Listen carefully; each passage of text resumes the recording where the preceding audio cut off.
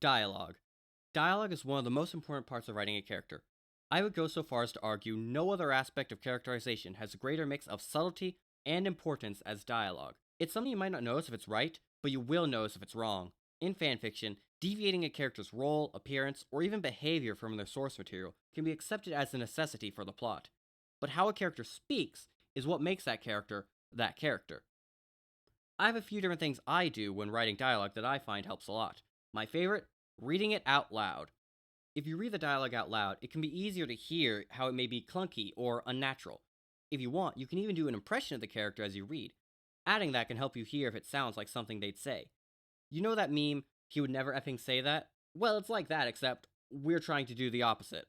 Even if the characters weren't voice acted, their dialogue and, if applicable, visuals likely gave you some idea of a voice for them.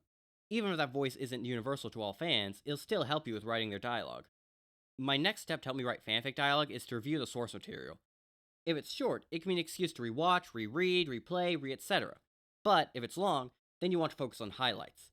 You might be able to find a compilation of the character's scenes. Some wikis have pages with all of a character's quotes, or sometimes even transcripts of entire episodes or levels, and at minimum, you can pick and choose the scenes you think are most important to review, that you think most capture the character you're trying to write. However, the hard part is writing characters in new situations they aren't seen in the source material. Stuff like the classic angst for wholesome media or fluff for tragic media. In such scenarios, it is inevitable you have to take creative liberties. At that point, it comes down to having a grasp of the character, making a reasonable decision of how they'd act, and then trying to stay consistent to it. Remembering, of course, that even small changes in circumstances can result in big changes in their responses. So far, we've talked about writing existing characters, but what about OCs?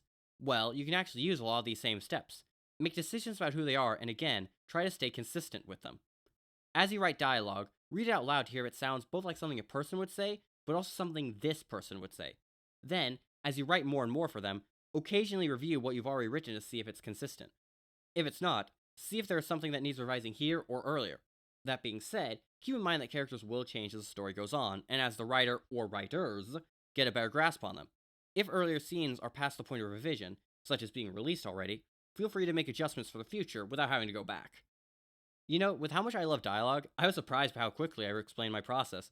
There's of course more I could say, but I hope this was a good summary of the basics. Now, it's my turn to hear from you. Are there any tips you think I missed, or more importantly, what is some dialogue you wrote that you felt very proud of? Could be a punchline, witty one-liner, heavy-hitting metaphor, whatever you want. Share it in the comments below.